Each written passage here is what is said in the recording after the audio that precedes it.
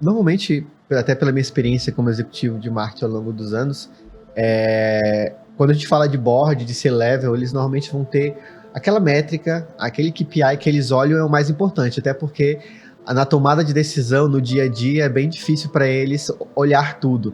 Então, eles tendem a olhar para uma única métrica e ignorar todo o resto. E isso para criar uma cultura e também para trazer reconhecimento para o time, para potencializar o time é bem difícil. Porque, às vezes, a gestão, se ela não tem essa cultura de dados, ela se distancia ali da operação e a forma como as pessoas da operação enxergam a máquina como um todo e a forma que a gestão enxerga é diferente. E aqui eu estou falando do que exatamente? Do timing. Porque a gestão vai estar olhando para a métrica final. E o time vai estar olhando para tudo que está acontecendo. Como que você trabalha essa comunicação entre o time, que você está no meio ali, e a gestão dentro desse processo de dados?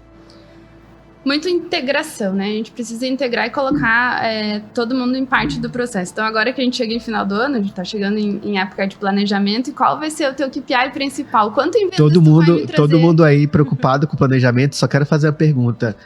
Fecha a mão aí quem já fez o planejamento, orçamento, tá tudo certinho e tá garantido que vai bater as metas de 2023.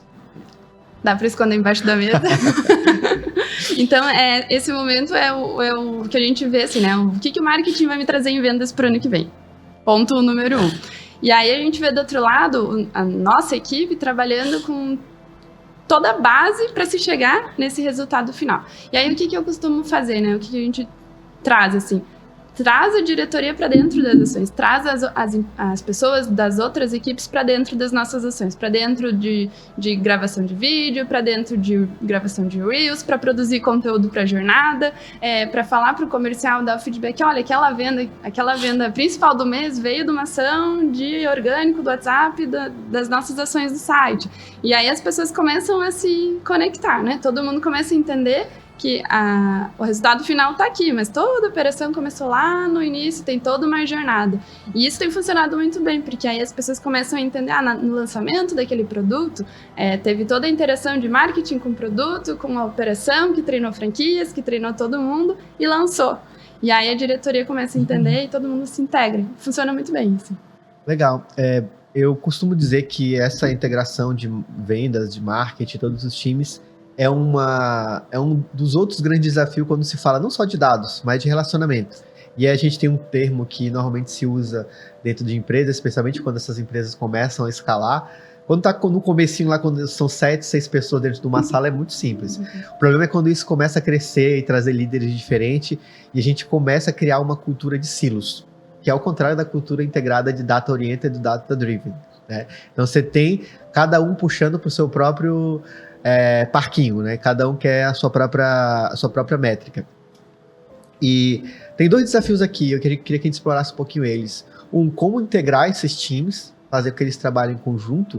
E eu trago até outra pergunta para você responder na sequência, que é como você recomendaria, ou como você hoje trabalha a mensuração de profissionais os quais o talento, o trabalho não é analítico.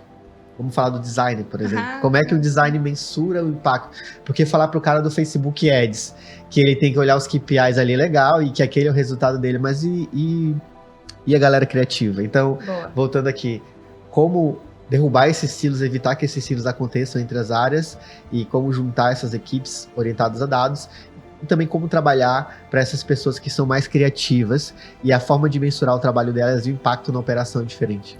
Hoje o principal desafio das empresas não é nem dados, nem mensuração, é comunicação. É algo tão simples, tão primórdio nosso, mas que ainda é a maior barreira, principalmente entre todos os setores.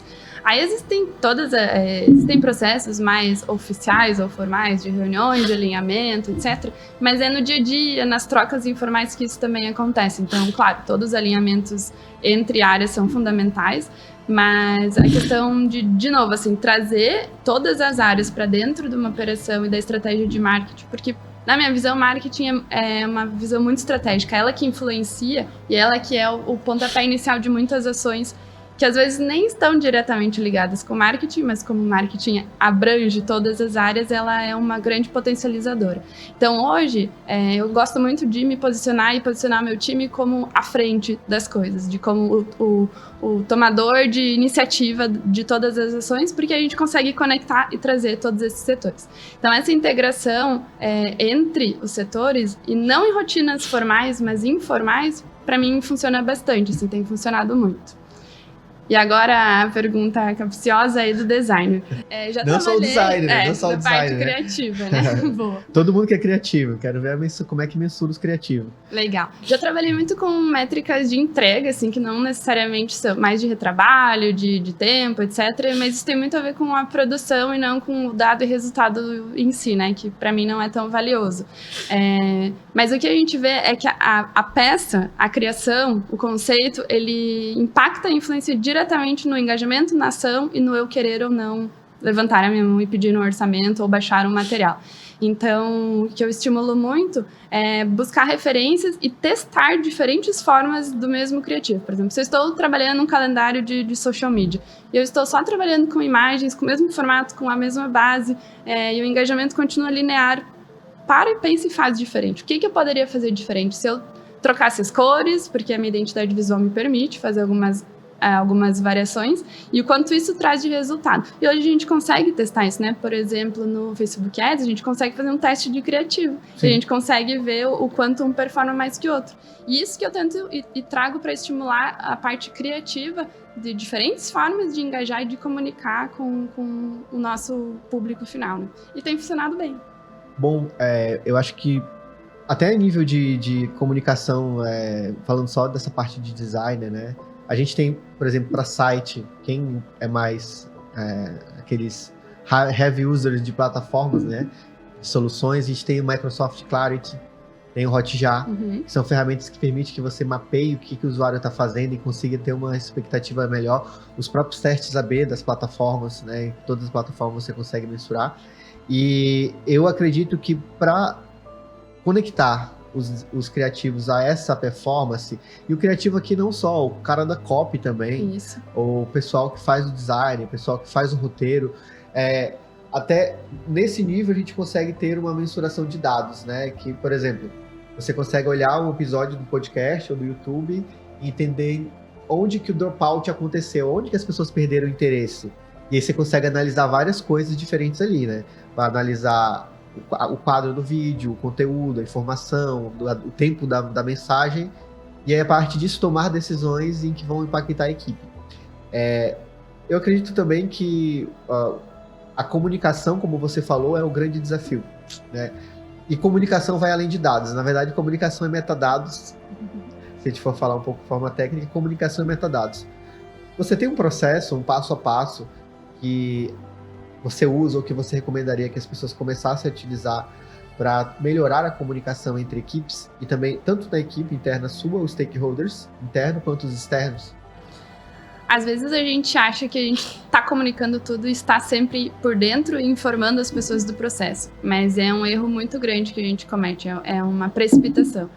Eu tenho uma máxima que é super conhecida e que vale sempre, né? O óbvio precisa ser dito. A gente precisa reforçar a cultura ou precisa reforçar as informações para que fique claro. Porque, por exemplo, se eu falar uma coisa por mensagem para ti, se eu falar uma coisa em reunião para outra pessoa, a interpretação pode ser diferente. Então, eu preciso conhecer um pouquinho de cada pessoa e saber qual é a melhor maneira que ela gosta de receber informação e que ela se sente mais à vontade de vir me perguntar também e estar por dentro. Então, tirando esses... Claro, tem essas rotinas, né? Então, sprint semanal, a gente alinha todo o cronograma da semana, todo mundo fica sabendo de tudo que precisa ser feito. Mas, diariamente, existe muita troca. E quando começa a surgir aquele silêncio, assim, é quase certeiro que algo precisa ser dito, né? Tá tudo bem, tá tudo certo, tá travando em algum processo, o que a gente pode fazer? E aí a coisa gira mais rápido, né? Porque e a gente precisa estimular também que as pessoas tenham essa liberdade de vir conversar e de vir tirar dúvidas, porque existe essa outra barreira também, não vou te atrapalhar, porque tu deve estar cheio de reuniões, tu deve estar cheio de compromissos, mas não, né? Se essa liberdade, se esse feedback aberto não for construído, vai existir essas barreiras de comunicação que são simples, né? São fundamentos básicos, assim, que a gente acaba esquecendo de aplicar, né?